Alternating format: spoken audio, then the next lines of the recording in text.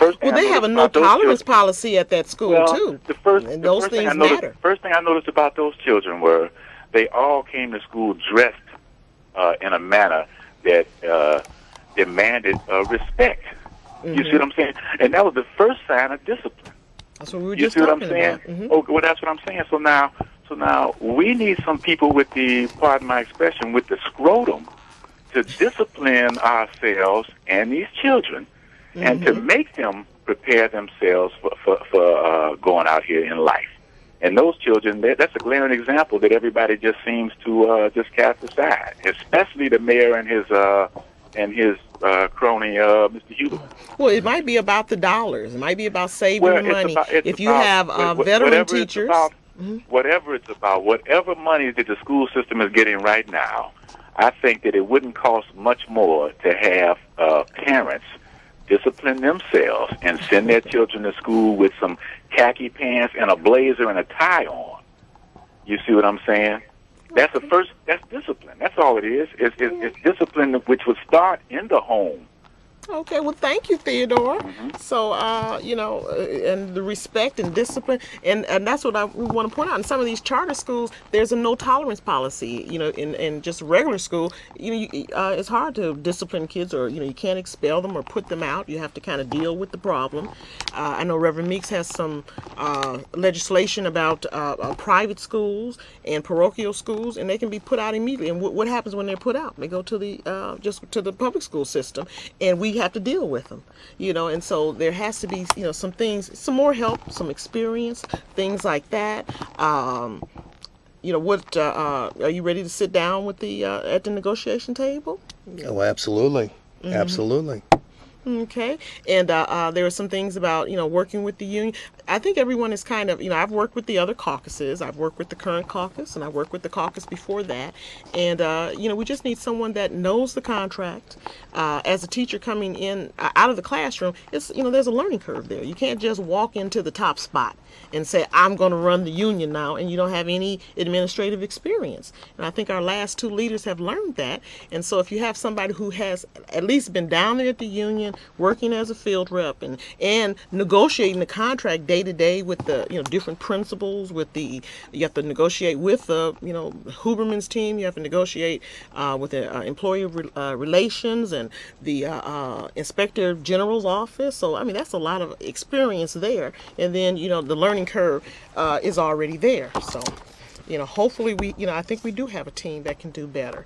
Now we're going to take a minute, Joe. You called us back, and we don't have that much time. So what's your question, right quick? Can you be much more detailed on what you're talking about? What Reverend Meeks is proposing? If he's proposing what I think he's going to do, he needs to stay out of education, and at least other people is much more smart enough to know when the police come, you stay inside your car. You want to talk about education? Okay, thank you, Joe. All right, we're in negotiations with Reverend Meeks to have him on, and we have Ted here. You want to give him a couple of minutes and let me so he can come and tell us. Absolutely. Because I got a call from the press secretary of the current administration, and they said that he has no experience. I want him to answer that question for us. But let me show the team once again. We have that's Ted Haji Harris. I call him Haji or Matlock, and we have Pam there. We have Michael Miguest, and then we have Belle Alcozer. Okay. So there you are, Ted. How are you today? Nice to see you again, Sheila. Okay. So I had told you that I got a call from the press secretary, Miss Geneva from the Chicago Teachers Union, and they said you have no experience and you have not sat down at the negotiating table. And can you tell us what experience you do have? I mean, well, Mike and I can say, we went to you for, we had problems at our school for our teachers, but you tell us. Well, before I answer that question, let me I think it shows clearly what kind of 1-2 punch myself and Mr. Miguest can do as the leaders of the Chicago Teachers Union. He's got the experience. I think he's been on every strike in the past that the union's ever had.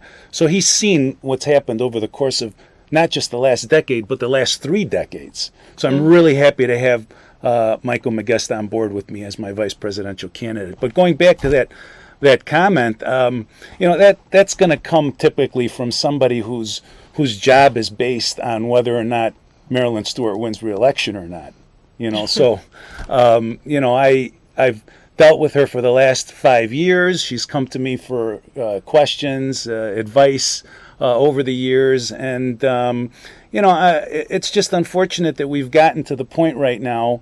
Last week, there was another caucus filed a federal court case, and you know, it revealed information about our own union leadership working together with the Board of Education to try to focus you on. had to file, the S.E.A. had to file something to have a debate on April 7th. Right, the House of Delegates meeting. Well, we've been in federal that court. That shouldn't have had to happen. Yeah, we've been in federal court, but it looks like we're going to get our, thanks to the S.E.A., the School Employee Alliance, we're going to get our candidates forum and debate on April 7th in front of the 800-member House of Delegates, and you better believe I'm really looking forward to that. I'm really looking You'll come forward. back on the 8th and tell us what happened. Absolutely, And all that good stuff. looking forward to it. Okay, and so we want you. We're running out of time, so let me let you know that Money Smart Week is coming up. Moving forward, you can go to our website for that information.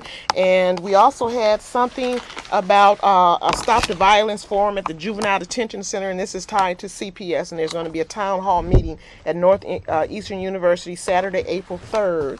So I thank you for coming on, and I thank Michael for coming on, and we'll hear more about what's going on with the Chicago's Teachers Union. Now, we've had the other caucuses on, so this is the first time we're getting this S.E.A. caucus out here, so we want to hear what you have to say.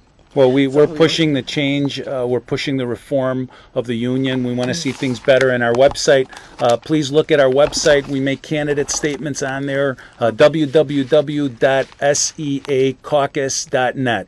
Okay, good night, and see you next week.